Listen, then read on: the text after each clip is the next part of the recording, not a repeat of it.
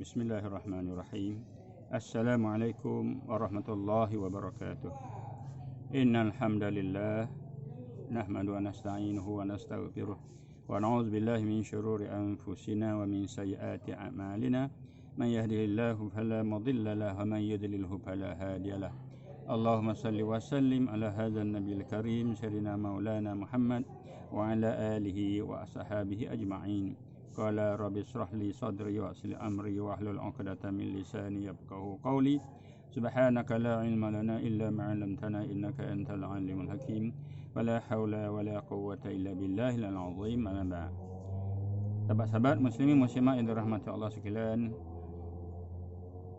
marilah sama kita pada hari yang penuh barakah ini kita sama-sama tadabbur surah Al-Maidah ayat yang ke 86 hinggalah 88. Surah yang kelima juzuk ke-7 ayat yang ke 86 hinggalah 88. Insya-Allah kita baca sama-sama. Tajuknya ialah hidup sederhana. A'udzu billahi minasy syaithanir rajim. Walladzina kafaru wa kadzdzabu biayatina ulaika ashabul jahim. Dan orang-orang yang kufur serta mendustakan ayat-ayat kami, merekalah penduduk neraka. Ya ayyuhalladzina amanu la tuharrimu thayyibati ma ahallallahu lakum wa la ta'tadu innallaha la yuhibbul mu'tadin. Hei orang-orang yang beriman, janganlah kamu mengharamkan makanan yang baik-baik yang Allah telah menghalalkan untuk kamu, dan janganlah kamu melanggar peraturan. Sesungguhnya Allah tidak menyukai orang-orang yang melanggar peraturan. Ayat seterusnya, ayat yang ke-88. Wa kulu mimma razaqakumullahu halalan tayyiban wattaqullaha alladzi antum bihi mu'minun. Sadaqallahul azim. Makanlah oleh kamu daripada rezeki halal lagi baik yang Allah kurniakan kepada kamu, dan takutlah kamu kepada Allah yang kamu telah percaya kepadanya. Alhamdulillah sahabat-sahabat muslimin muslimat yang dirahmati Allah sekalian. Kita baca ayat daripada surah Al-Maidah daripada 86 hingga 89 untuk kita ini program video tazkirah Ar-Ridwan bagi kelas pengajian takmir Masjid dan Surau Negeri Perak tahun 2021 musim COVID-19 ini. Mudah-mudahan Allah permudahkan kita. Ayat 86 Allah menyebut tadi di mana Allah cerita tentang orang-orang ahli kitab yang beriman dan menjanjikan syurga untuk mereka ni. Siapa saja yang beriman, tak kira siapa saja, orang Melayu ke, ahli kitab ke, siapa saja yang beriman dengan Allah, beriman dengan hari kiamat, beramal dengan amal-amal yang baik kerana Allah, tempat dia syurga. Kerana adanya keimanan mereka. Jadi iman tu penting. Maka pada ayat ini Allah jelaskan pula suatu amaran, iaitu jika mereka tak mahu beriman dan tak mahu mengakui kebenaran ayat-ayat Allah yang Nabi cerita kat mereka, yang Nabi sampaikan kepada mereka, yang mana semuanya itu datang daripada Allah, jadi mereka itu tetap kufur. Siapa-siapa yang tak percaya, tak mengaku kebenaran Nabi Muhammad SAW, mereka itu tetap kufur dan akan dikira orang-orang yang derhaka, dan mereka itu mendustakannya, dan mereka akan diancam akan dijadikan penduduk neraka jahim. Neraka jahim, neraka yang bersangatan panasnya. Itulah Allah sebut walladzina kafaru wa kadzdzabu biayatina ulaika ashabul jahim. Dalam Quran disebut 23 kali tentang jahim ni. Jadi neraka yang sangat panasnya. Allah sedia kepada orang-orang yang mendustakan Allah, mendustakan Rasulullah, yang kufur kepada Allah. Ayat seterusnya Allah cerita lagi, ya ayyuhalladzina amanu la tuharrimu thayyibat. Ayat ni pula Allah cerita tentang makanan. Makanlah makanan yang halal. Ya ayyuhalladzina amanu la tuharrimu thayyibati ma ahallallahu lakum. Ma ahallallahu lakum. Hei orang yang beriman, janganlah kamu mengharamkan makanan yang baik-baik yang Allah telah menghalalkannya untuk kamu ni. Yang duk pandai-pandai halal sana, haram sini, haram sana, haram sini, tak. Allah kata kalau makanlah yang baik-baik, makanan yang halal yang baik-baik. Allah larang orang-orang yang beriman supaya mereka tidak mengharamkan atau menyekat diri mereka daripada memakan makanan yang baik-baik. Jangan nak seksa diri. Makanan yang baik-baik yang sepatutnya mereka menikmatinya kerana baik mutunya dan sedap pula rasanya.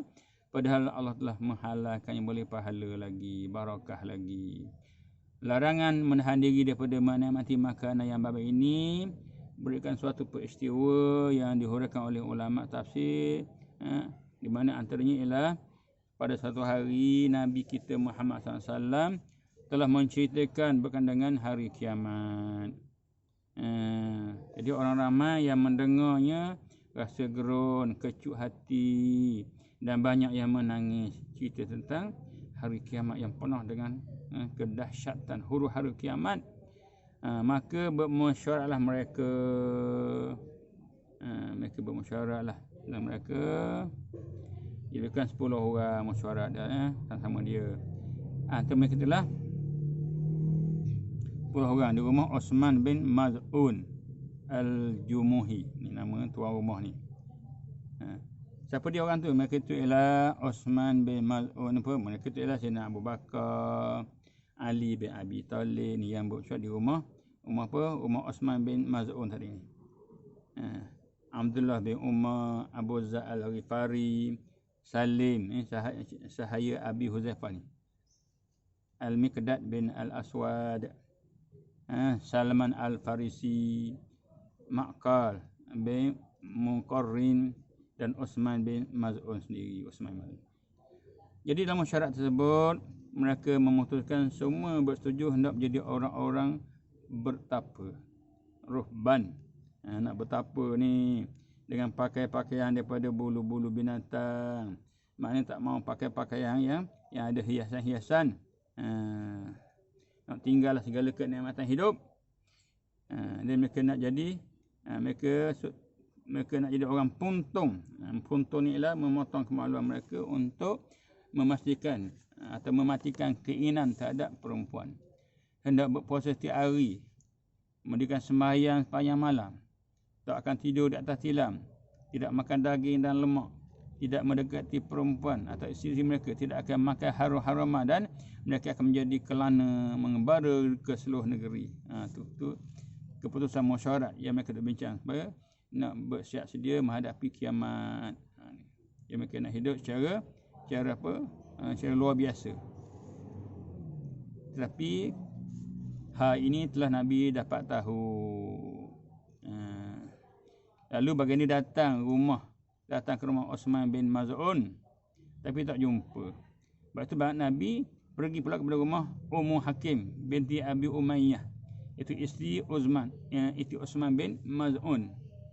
Dengan ucapnya, dengan katanya, adakah benar peristiwa yang disampaikan kepadaku tentang suamimu? Adakah betul berita ni aku dengar daripada suamimu berserta geng-geng dia? Hakim tak mahu berdusta kat Nabi dan tidak pula suka menyatakan tentang diri suaminya. Hanya dia menjawab, ya Rasulullah, ya Rasulullah. Sekiranya Osman ada menceritakan kepada tuan hamba, maka dia membenarkan peristiwa yang disampaikan kepada tuan hamba itu. Pada Nabi pun pulang. Bila Osman pulang, isterinya menceritakan kepadanya kedatangan Nabi ke rumahnya tadi serta percakapan mereka. Dia pun pergi mendapatkan Nabi. Osman pergilah jumpa Nabi bersama sahabat-sahabatnya. Tiba di hadapan Nabi, baginda berkata kepada mereka, adakah benar khabar yang mengatakan bahawasanya kamu telah berpakat untuk melakukan begitu dan begini? Tak mau makan itu, tak mau makan ni, nak tinggalkan segala kemewahan hidup. Nak pakai baju bulu je, tak nak tidur malam, nak puasa hari-hari. Benar ke begitu kamu dah buat keputusan? Benar ya Rasulullah. Dan tiada yang kami maksudkan melainkan baik belaka. Itu yang kami buat tu buat bahaya Rasulullah. Maka Nabi kata, saya tiada menyuruh yang demikian tu. Aku tak suruh buat macam tu. Sungguhnya diri kamu itu ada punya hak kat atas diri kamu. Ingat, dirimu ada hak. Berpuasalah kamu tapi berbukalah. Dikala sembahyang malam tapi tidurlah. Kerana sesungguhnya saya ada melakukan sembahyang malam dan tidur. Saya berpuasa dan saya berbuka. Saya memakan daging dan juga lemak. Begitu pula saya mendekati isteri-isteri saya. Maka barang siapa menjauhi akan sunnah, ini perjalanan ikut hidup saya, bukanlah dia daripada orang yang mengikut saya. Nabi kata bahaya, jangan buat yang tu. Siapa tak ikut sunnah aku, dia bukan umatku. Kemudian baginda menyuruh orang ramai berkumpul dan memberikan pidato kepada mereka dengan berkata, mengapakah kamu masih ada orang-orang yang mengharamkan perempuan, mengharamkan makanan-makanan yang baik-baik, mengharamkan haram-haruman, tidak mau tidur dan tidak suka kepada perempuan. Adapun saya ini tidaklah sekali menyuruh kamu supaya menjadi padri-padri dan pendeta-pendeta yang berkehidupan sebagai orang bertapa. Sungguhnya tidak ada suruhan dalam agama kita untuk meninggalkan daging dan perempuan. Tidak pula ada suruhan mencari tempat pertapaan. Sesungguhnya pengembaraan umatku ialah puasa. Pertapaan mereka ialah jihad. Sembahlah Allah dan janganlah menyentuhkannya dengan sesuatu. Kerjakanlah haji dan umrah. Dikala sembahyang, keluarkanlah zakat. Puasalah pada bulan Ramadan. Berlaku jujurlah kamu, nescaya segala sesuatu akan dapat dengan jujur pula kepada kamu. Sesungguhnya binasalah, Nabi kata binasalah sudah orang-orang yang sebelum kamu disebabkan oleh kekerasan. Mereka duk paksa diri macam tu. Mereka lakukan kekerasan ke atas diri sendiri, maka Allah telah mengerasi mereka. Maksudnya siapa yang menyusahkan dirinya, jadilah ia susah. Akibatnya mereka tinggal, yakni mengasingkan diri di rumah-rumah ibadat dan di tempat-tempat pertapaan.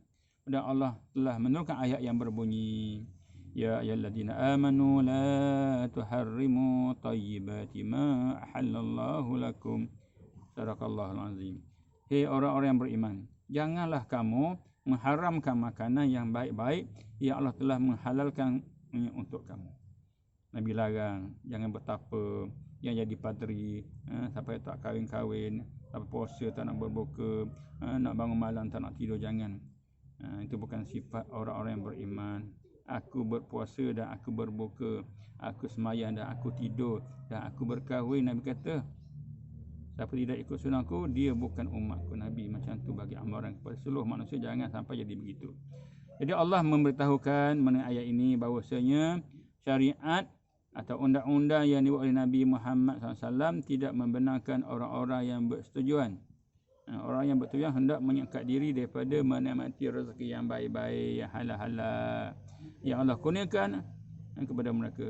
Di mana rezeki itu adalah halal. Di barang siapa yang mengiktikad haramnya sesuatu yang Allah halal, sungguhnya dia telah kufur. Allah kata halal, kata haram, kufur dia. Adapun meninggalkan segala macam kenikmatan hidup dan kemewahannya, hanya memusatkan segala perhatian semata-mata untuk beribadat kepada Allah dengan syarat tidak mendatangkan mudarat kepada diri dan tidak pula menyebabkan lenyapnya hak orang lain. Itu tak apa. Maka perbuatan itu adalah merupakan fadilat kelebihan, tak dilarang.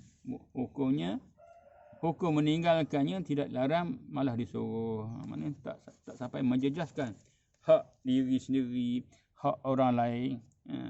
Itulah Islam, sentiasa memenuhi fitrah kemanusiaan.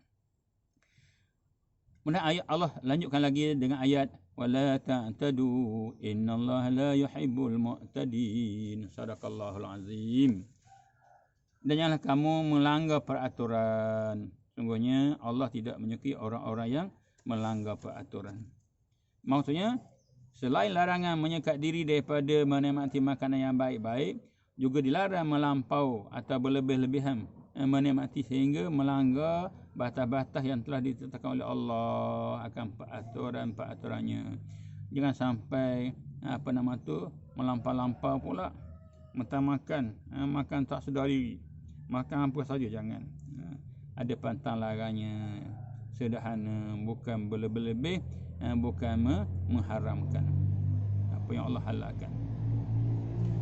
Jadi Allah tidak suka orang-orang yang melampau-lampau, berlebih-lebih dan juga melanggar peraturan ataupun tidak ikut apa yang Allah arahkan. Ayat 88 Allah kata wa kulu mimma razaqakumullahu halalan tayyiba wattaqullaha alladzi antum bihi mu'minun. Makanlah oleh kamu rezeki yang halal lagi baik yang Allah kurniakan kepada kamu dan takutlah kepada Allah yang kamu telah percaya kepadanya. Maksudnya Allah menyuruh makan benda-benda yang halal pada zatnya, bukannya yang haram seperti bangkai, darah, makan daging babi dan sebagainya. Juga menyuruh makan benda-benda yang halal semasa mencarinya dan memperolehinya, bukan diperolehi dengan cara yang jalan yang riba, rasuah, mencuri, menipu dan macam-macam lagi lah. Begitu pula jenis makanan itu hendaklah yang sedap dan lazat rasanya, bukan daripada jenis yang menjijikkan atau yang sudah busuk kan lama disimpan.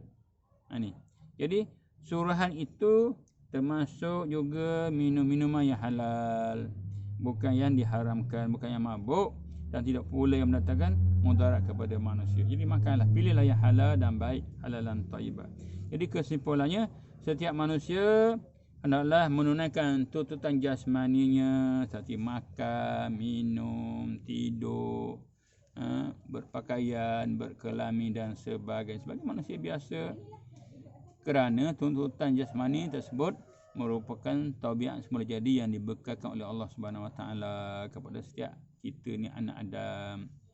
Adapun perbuatan menyekat diri daripada menikmati makanan-makanan yang baik, halalan thayyibah tadi, ataupun menahan diri daripada menikmati kehidupan ini, itulah diharamkan oleh Allah Subhanahu Wa Taala sebab dia berlawanan dengan tabiat semula jadi kita manusia.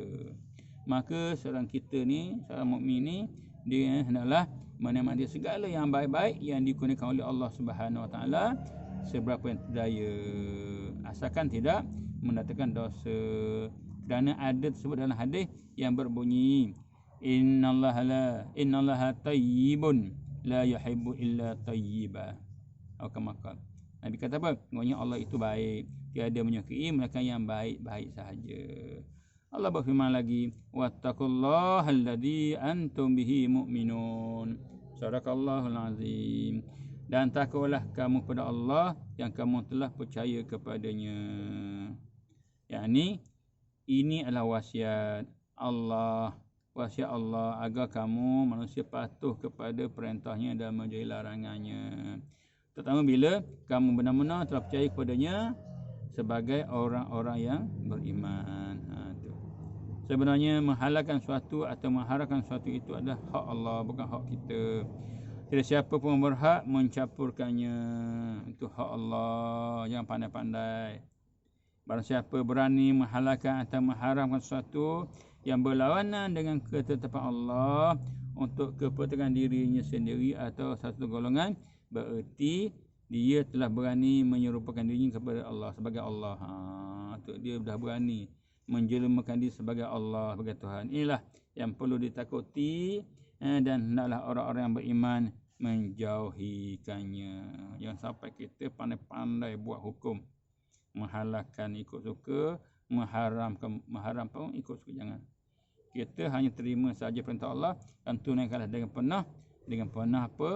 penuh kesungguhan. Yakinlah kita selagi mana kita ikut perintah Allah, ikut perintah Rasul dan tidak melampau-lampau, yakinlah apa yang kita buat itu semuanya akan diredai oleh Allah Subhanahu Wa Taala. Jadi ayat ini penting untuk kita tadabbur sama-samalah. Ayat ini ayat daripada surah Al-Maidah ayat 86 hingga 88 ini penting. Yang pertama tadi, jangan mendustakan Allah dan Rasul. Yang kedua, jangan mengharamkan makanan dan benda yang baik untuk kita nikmati. Cuma jangan ada pembaziran. Tu Allah berkata kita, wahai orang beriman, jangan kamu mengharamkan benda-benda yang baik untuk kamu. Jadi setiap kita ada hak pada diri kita, ada hak pada keluarga kita. Jadi tunaikanlah hak masing-masing. Dan Nabi pun ada sebut tadi, Nabi sebut apa dia? Allah tu baik, innallaha tayyibun la yuhibbu illa tayyiba. Sungguhnya Allah itu baik, maka tiada Allah tak suka melakukan benda yang baik-baik. Jadi carilah benda yang baik dan bertakwalah pada Allah. Wattaqullaha allazi antum bihi mu'minun. Takwalah pada Allah yang kamu telah percaya kepadanya. Jadi mudah-mudahan kita umat Islam jadi umat yang sederhana, ikut perintah Allah dan ikut perintah Rasul. Apa yang dilarang kita tinggalkan, apa disuruh kita tunaikan dengan penuh keikhlasan. Yakinlah sesiapa yang beriman, siapa yang beramal kerana Allah, maka yakinlah itulah sebaik-baik jalan yang akan Allah redai kepada kita semua, dan diberi kita ni pahala keampunan dan juga akan ditempatkan kita ni nanti di syurga insya-Allah.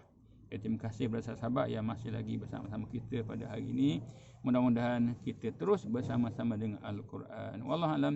Aqulu qawli hadza wa astaghfirullahal azim li wa lakum. Wassalamualaikum warahmatullahi wabarakatuh.